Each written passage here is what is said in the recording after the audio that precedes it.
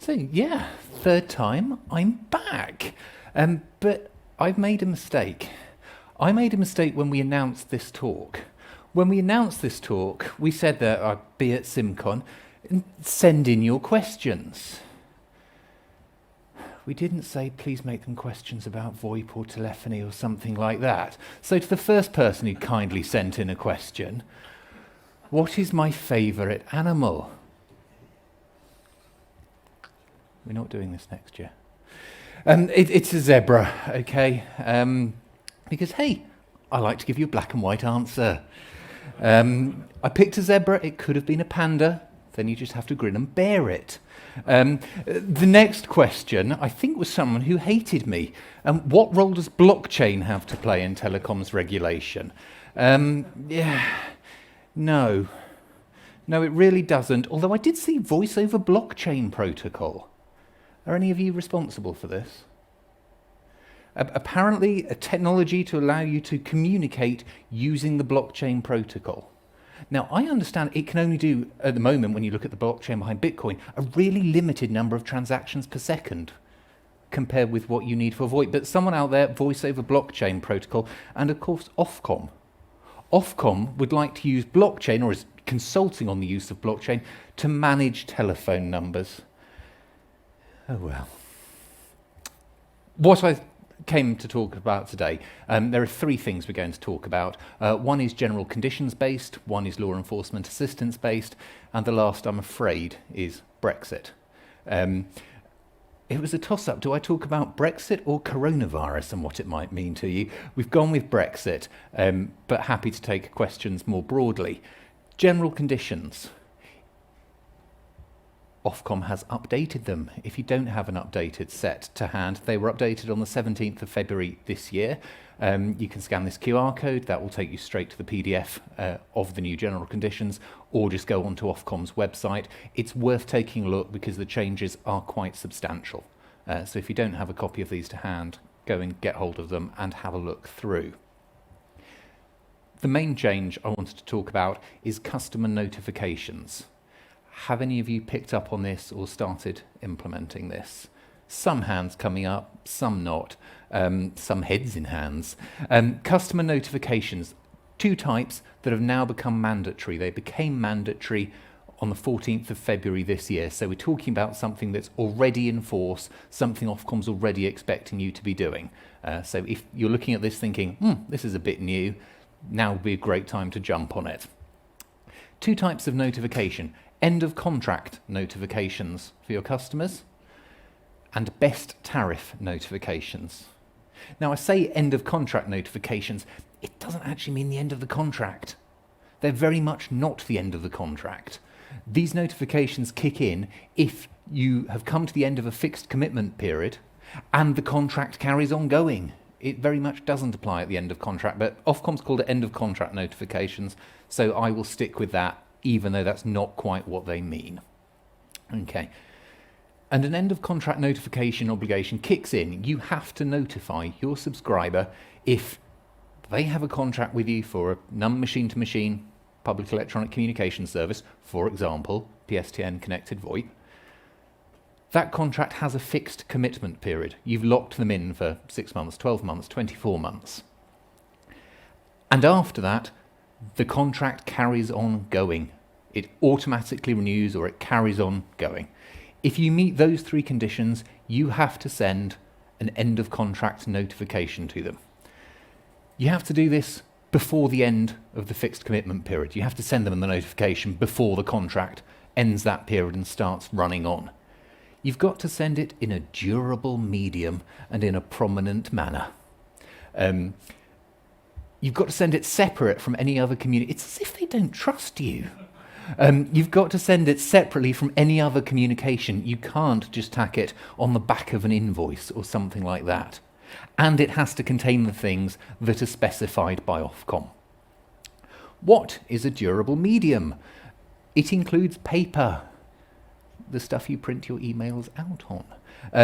But it does include an email, fortunately, so you can notify people electronically and it still counts as a durable medium. And it can be anything else as long as they can store it and it allows the unchanged reproduction of information. So I would guess that a PDF that was made available through a portal, for example, would be sufficient for an end of contract notification if it was somehow notified to, or you sent a reminder to the subscriber. But Ofcom's really pushing paper and email for this. So before the end of that fixed commitment period, you have to send to them this notification. Now, what's contained in it depends on whether your customer is a consumer or whether your customer is not a consumer.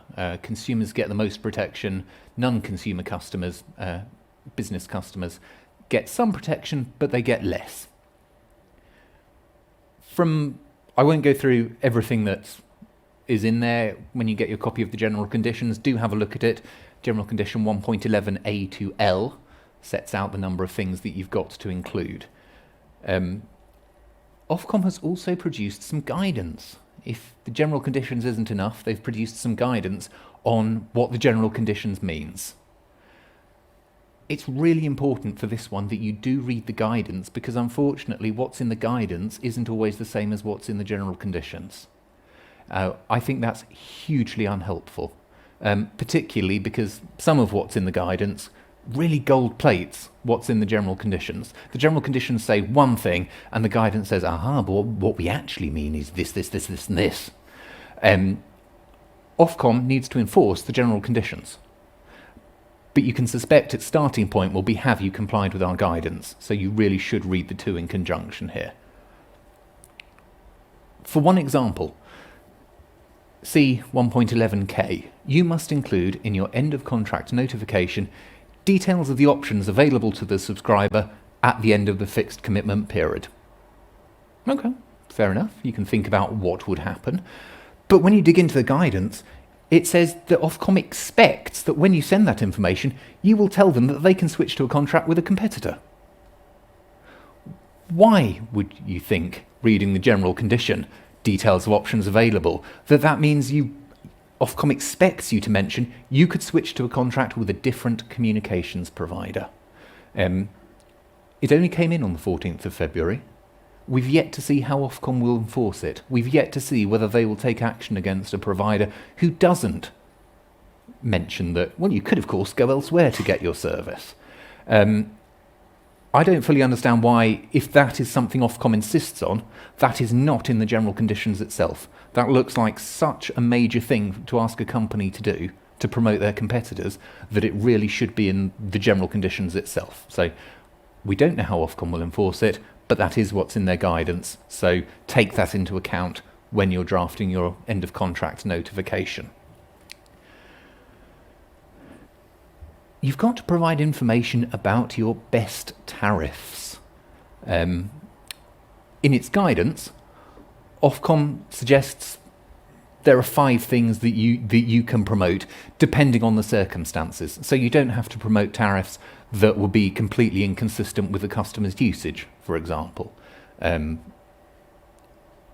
If your tariffs are relatively simple, you may not have 5 different things that you can promote to them. It may be a case of saying, well, actually nothing changes. You stay on what you're at the moment, and that is the same tariff we're offering to all our customers. If you've a slightly more complex tariff structure, you'll need to pick through this in some detail and work out who needs to be sent what. But you're not allowed to do any marketing unless you comply with the data protection framework. So for consumers, individual subscribers, that will typically mean having their consent, or at least a failure to opt out to a soft opt-in for email marketing.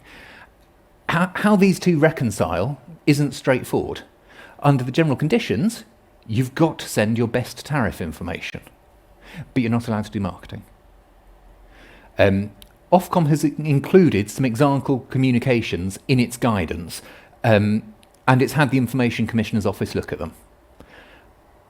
I sent a Freedom of Information Act request to the Information Commission's Office to try and get some more intel into what went on between them and Ofcom in terms of, so when is marketing not marketing?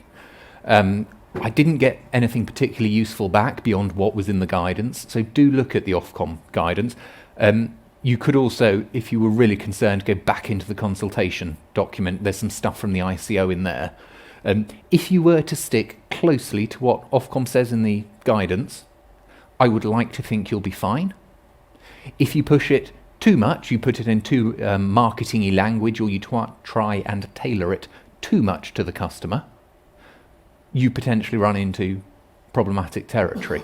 But this to me seems like a clear example of a conflict between two regulators. Ofcom saying do this, the ICO, the Information Commissioner's Office, saying but you can't do marketing.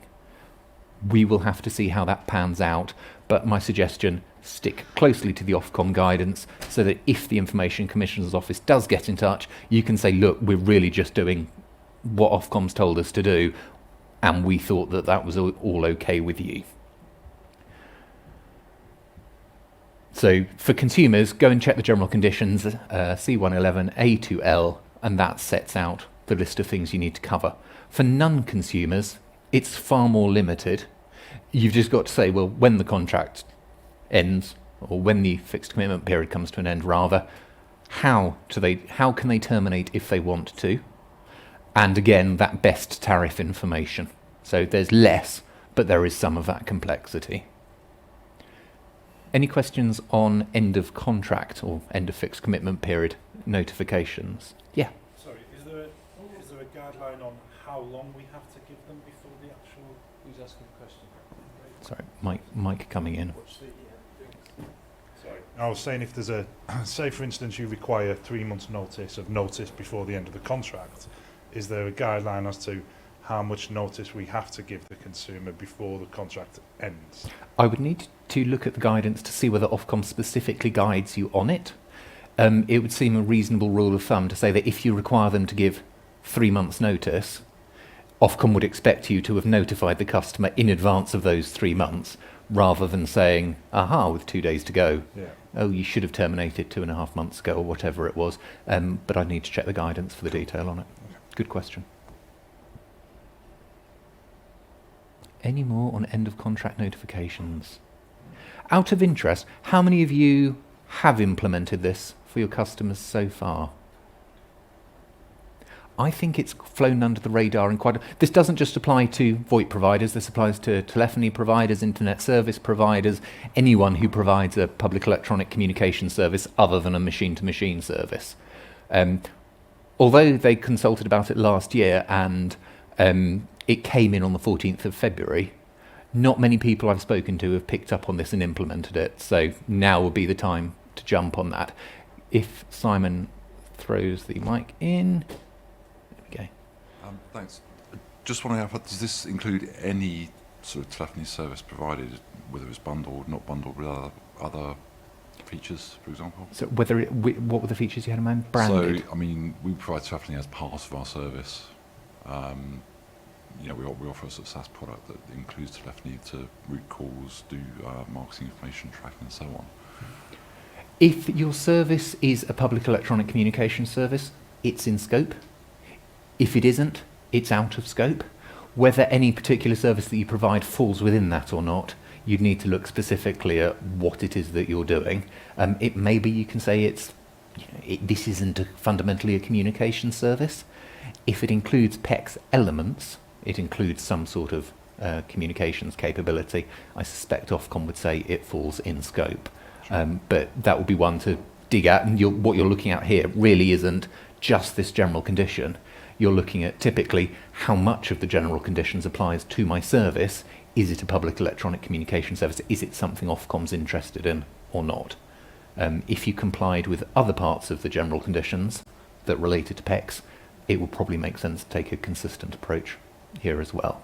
There are parts, when you look in the A2L, it talks not just about the PEX contract, but about linked contracts and linked services.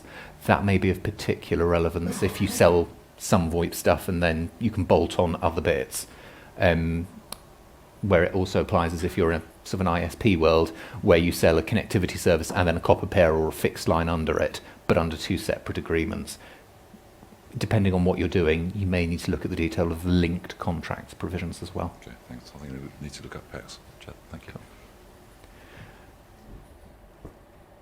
I said there were two types of notifications. The first was the end of contract notifications, and the second was the annual best tariff information.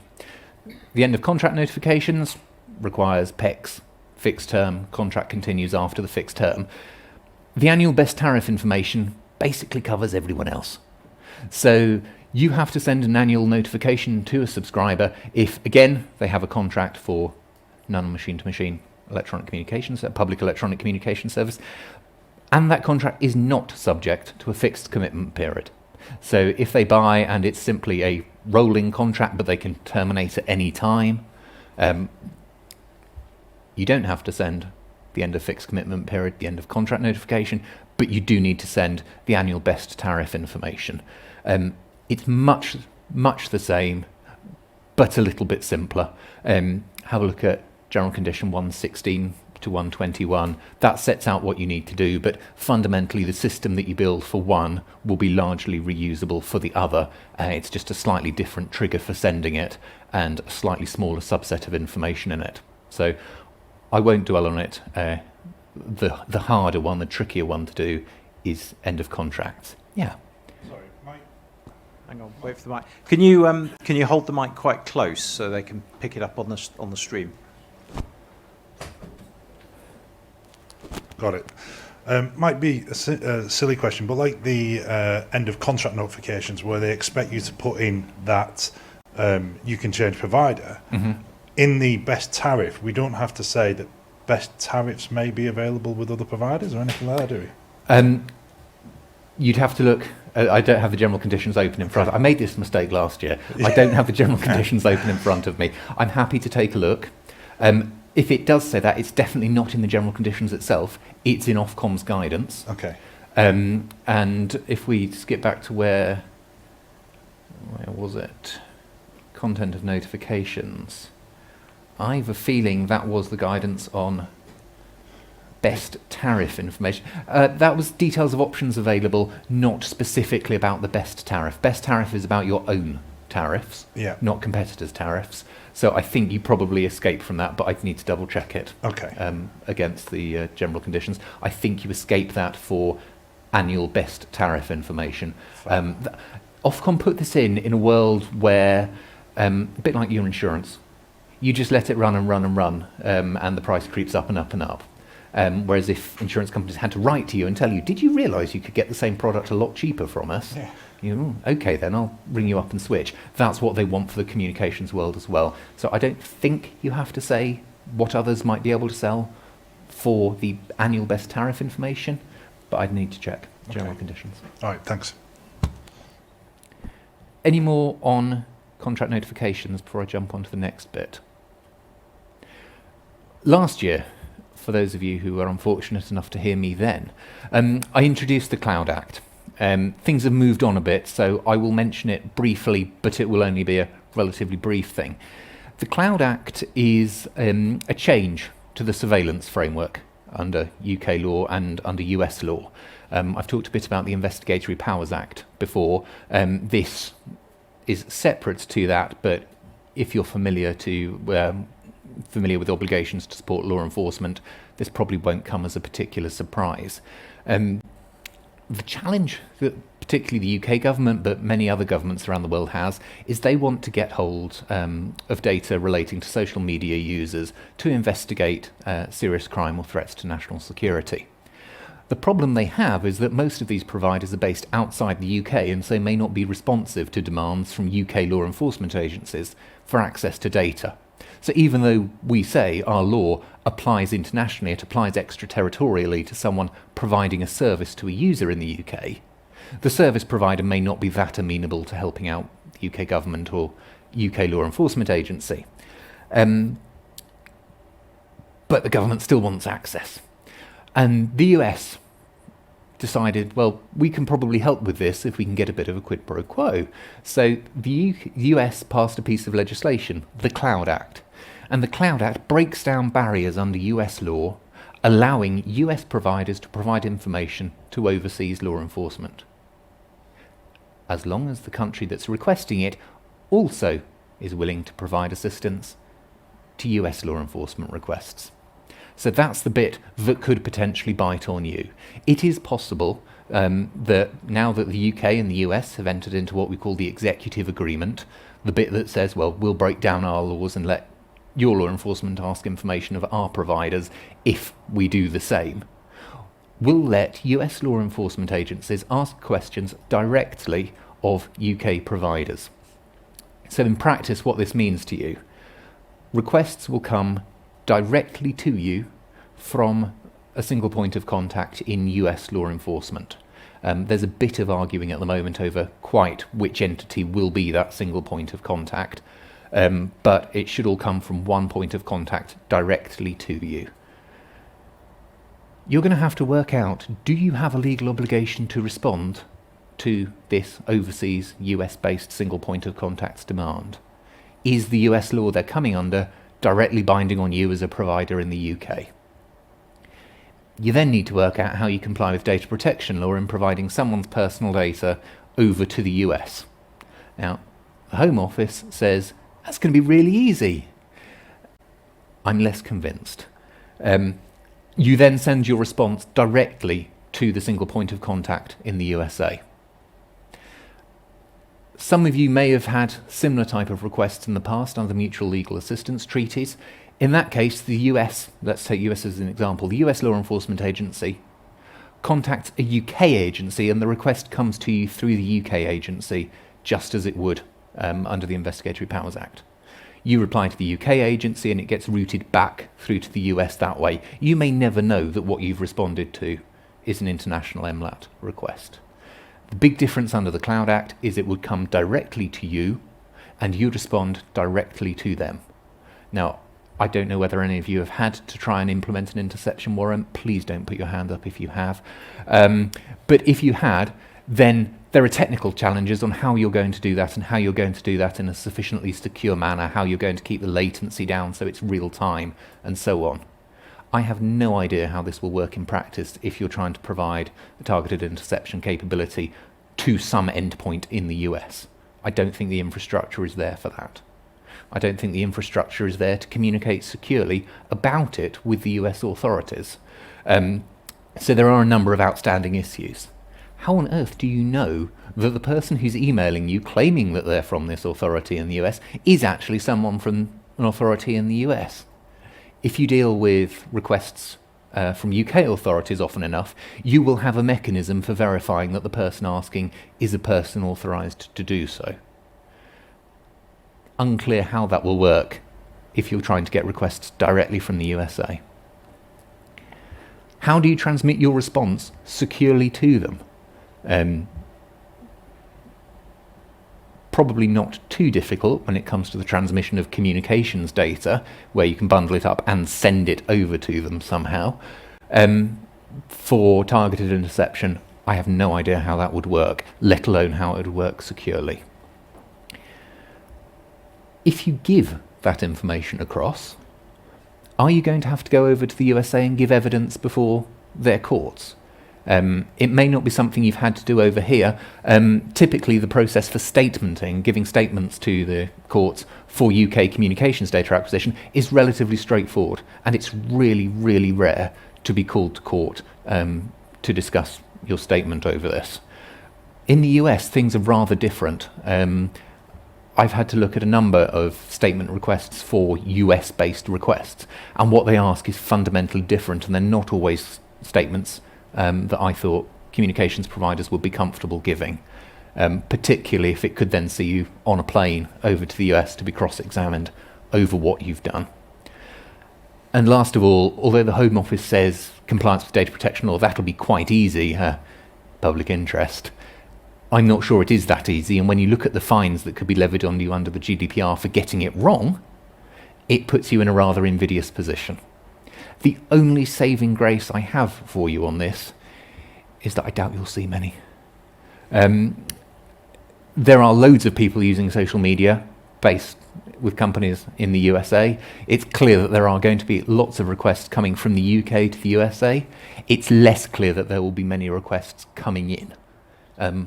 But it is possible that they will. So if nothing else, just bear it in the back of your mind. If you get an email from someone who goes, "Hello, I work for US Overseas Law Enforcement Authority. Can I have some data, please?" They may not be a scammer. They might. And until there's a clear mechanism for working out how you verify that they're not a scammer, this whole regime looks a little difficult to me. So I will just keep my fingers crossed that they don't come up. On to more pleasant things. Brexit. I'm not going to try and cover the number of different ways this may impact or affect your business. I suspect, depending on what you do, it could touch in all number of different ways. From a communications laws point of view, we've got the Communications Act at the moment. We've got the European framework implemented in English law. That bit is not going anywhere. But European communications law is changing. We now have the European Electronic Communications Code, which is different to the Electronic Communications Code, because otherwise it might get confusing. The Electronic Communications Code is the bit that gives code powers under England, under English law, the ability to go and get access to other people's land, infrastructure for things. The European Electronic Communications Code is now the name given to the broad body of law governing the provision of communications services. Ofcom has said, well, Brexit or no Brexit, we're looking to implement that into English law. So it looks as if there are going to be parallels with the European framework anyway. So they have just finished their consultation on that. Closed 2 days ago, I think it was, Tuesday this week. So we'll have to see what the outcome of it is, but it looks like there'll probably be some changes at least to English or UK communications law coming in the near future anyway. Keep an eye out for those.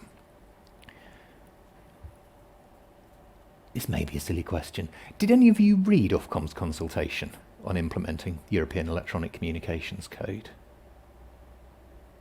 Silence. One of the things they talk about is mandatory 999 video relay. And this has left me really rather nervous. Let's see whether I put it on the next slide. Yes, so at the moment, it's quite easy for people who can communicate via text or who can speak to contact the emergency services. You've got the typical voice channel for the emergency services, or you've got emergency SMS. Ofcom is concerned about the users who aren't able to do that, or who would prefer to communicate using sign language. How can they have effective and equivalent access to the emergency services? And Ofcom was consulting on mandatory video relay for 999. And what they've said is that their provisional view is that firms providing internet access or number-based interpersonal communication services, the ability to call a phone number in the numbering plan, should give free access to an approved emergency video relay service. Now, if you're providing a VoIP service that terminates on the PSTN or originates calls on the PSTN, you're providing a number-based interpersonal communication service. So Ofcom's view is that you should be giving free access to an approved emergency video relay service. But you're providing a VoIP service. How can you provide access to a video relay service? Well, some of you may be providing video over your VoIP service. Some of you may be providing internet access, but it sounds to me like this is an obligation for internet access providers to not charge for traffic to whatever is the official endpoint. What Ofcom seems to be suggesting is that the communications industry should be clubbing together and all funding some form of video relay service, a sign language interpretation service, and providing it free of charge to customers. I can't really work out Ofcom's logic on this one. So if you haven't already, even though it's past the consultation deadline, if you feel strongly enough about not wanting an obligation imposed on you that you may not be capable of delivering, it might be worth having a look and just writing something to Ofcom to that effect. This isn't to say that users who need British Sign Language interpretation for emergency services shouldn't get it. Absolutely, everyone should have access to emergency communications, but perhaps rather than foisting it on providers to do it, maybe this should be something the state should be doing as part of looking after everyone, not just some people. So keep an eye out on that. I have a nasty feeling that could catch some of us out. Data protection law. The GDPR will cease to apply. But we've got a version that basically looks the same. What the government has said is, do you see that GDPR over there? We'll just delete all the references to Europe, replace them with the UK, we'll call it the UK GDPR, and it'll all be fine. So for those of you who've been through your GDPR compliance program, who've now built it into your products and services, what you do now will stand you in good stead for whatever it looks like in the UK GDPR. Now, the government has said the data protection is one of the areas where we want to diverge from Europe. They haven't said how, and they haven't said why. So we'll have to wait and see what it looks like. But if you're in a good place today, you should remain in a good place when the UK GDPR takes over. One area particularly to bear in mind is that we're now a third country. We're not part of the European Union, even though we're in this transitional phase. So if you are receiving personal data from companies based in Europe, or companies which are otherwise subject to the GDPR, they may be coming to ask you to put in place agreements that you didn't previously have in place to cover that international transfer. I think I spoke a bit about it last year. The presentation, I think, is still up on Simwood's blog, if you wanted to take a look at that. But it talked about the idea of entering into these standard model clauses with companies based in Europe or companies subject to the GDPR to ensure that your handling of their data was consistent. And that's an obligation both on you and on them. It's a pretty straightforward agreement. It's on standard terms approved by the European Commission, so you don't have much wiggle room in terms of negotiating the scope of it. You do potentially have room to argue around costs for dealing with stuff and liability provisions, and it would be worth looking at those. But if you do nothing else about the GDPR, have a look about the international transfers bit and see if that impacts your business. Let me see. Fine. Last year, we had an awful lot of questions. So I thought I'll talk about some things at a high level, leave some time in case anything comes up, and otherwise, also SimCon typically hasn't always run quite according to the timescale. Today it's done really well. So if you have no questions, we finish somewhat early. If you do have any questions, fire them at me now.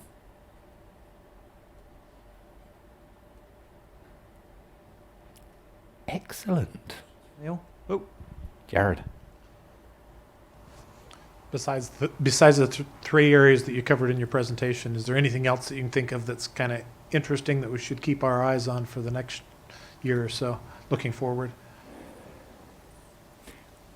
I suspect this is an answer that will apply almost internationally at the moment, which is consider how your businesses are potentially impacted by the one thing that seems to be stopping everyone travelling, working, doing business, interrupting supply chains at the moment, and that will be the impact of coronavirus. Maybe it's overstated, but I've had more requests to look at contracts over the past couple of weeks from the point of view of what do we do if we can't deliver on our contract, than I have probably in the last 2 years put together. Given the industry that you're in, it may be that this has relatively little impact because what you sell fundamentally enables people to work remotely. So if anything, perhaps you start looking at what marketing permissions you have and how strongly you can push messages out about how you can help people, how you can help companies deal with the impact of this kind of thing to enable secure remote working, how they can be out of the office but still getting their calls and whatever. If you're thinking about, or you're worried you're adversely impacted by it, have a look at your contract. The clauses you're looking for are clauses entitled force majeure. And this is the clause that generally contains references to war, acts of terrorism, lockouts, and zombie apocalypse. See whether it applies to you. And it's the clause that says, you know, if something has gone so badly wrong that's outside of outside of our control, this is what you have to do about it, and this is the impact on the contract. So if you think you can't perform, or if your suppliers are telling you they can't perform their obligations, get the contract out and have a look at the force majeure clause. Check that it even covers the kind of situation that we've got here, and that seems to be changing on a daily basis anyway. But check it even covers it. If it does cover it, check what the contract says has to be done about it. So sometimes parties have to notify. They have to notify in a certain way if they want to invoke the force majeure provisions. Where do you have to send the notice? What the means of doing it is. Check what the impact is. It may be that you have to notify and then after 2 weeks you've got the right to terminate the contract. It may be that performance is suspended but they still have to pay you, or vice versa. And then have a look and see what your obligations are. If the supplier can't deliver and you really need this, do you have the right to terminate or the right to suspend and not pay and go somewhere else to get the services? If your contract's completely silent on force majeure, it gets a little trickier. We do have a concept under English law, at least, of something called frustration, which is a situation in which you're effectively physically prohibited or inhibited from performing your obligations under the contract. It's always tricky because you never really know whether the event in question is sufficient to trigger a frustration event.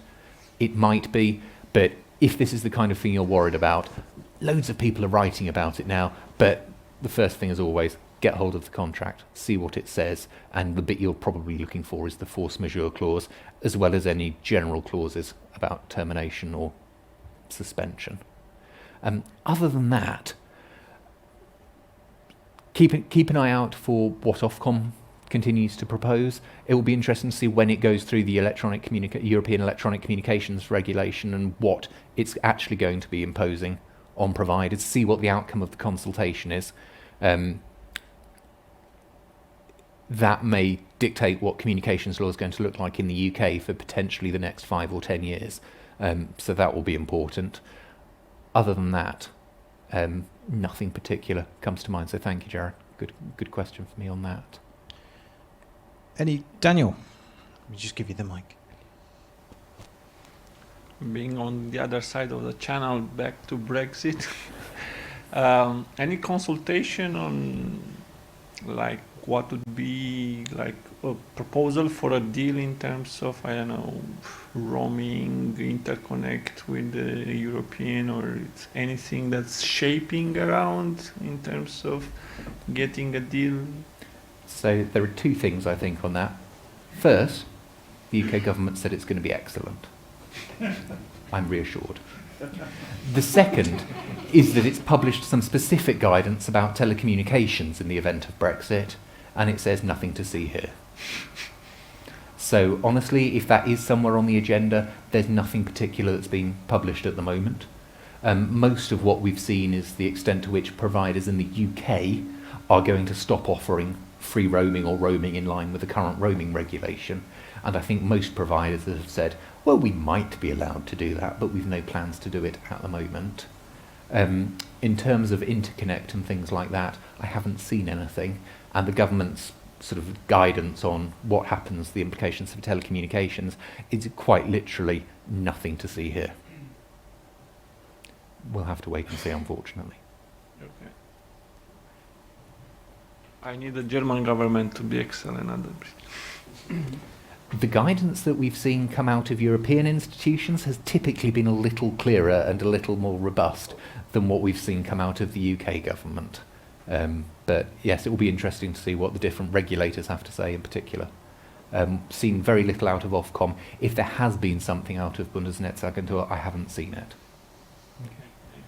Jason? Is there some guidance on storing customer data in EU data centres? As far as I'm aware, there's no specific guidance on that. What the government has said is that it will treat the EU as adequate from a data protection point of view, so no difference in terms of storing it in the EU as opposed to storing it in the UK. If, however, you do store it in the EU, you need to think about whether that triggers the full GDPR in terms of its application to you as opposed to the UK GDPR. I don't think it will make much of a difference in terms of what you need to do to comply. The impact that potentially has is whether you have to report to an EU-based regulator rather than to the ICO. But there's nothing stopping you from doing that. You can treat the EU as the same as the UK, for now at least. But there are potentially adverse implications if that means you'd have to report to the ICO and an EU regulator or just to an EU regulator. At the moment, I wouldn't see a particular rush to change if you are storing things in the EU, but that would be something worth keeping an eye on. If you store stuff in the UK, then you're pretty safe if your customer base is in the UK, but if you're dealing with customers in the EU sending data to you, it becomes a little trickier. So I think you're between a rock and a hard place wherever you pick, unless you want to make life really hard for yourself and then put your data in the USA. But at the moment, EU should be fine. Just keep an eye out on how things develop on that. I'm sorry I can't give you anything clearer at the moment, but that's effectively the latest steer. Okay, thank you. Any more questions for Neil? There must be somebody that hasn't asked one. No? Neil, as always. I'll be hanging around for a bit, so if anyone wants to ask a question in the break that they didn't want to ask out in front of everyone, that's absolutely fine. But otherwise, thank you for having me again. And how do people get a hold of you, Neil? Email. I do have a phone number. I just don't give it out because otherwise people keep calling me with questions. But you're always welcome to drop me a line, email. We offer traditional phone, SIP, encrypted voice, whole variety, range of nice geeky things for you to take advantage of. And if you have questions, you're welcome to follow up with me afterwards or downstairs in the break. But thank you for having me, Simon. That's fabulous. Thank you, Neil.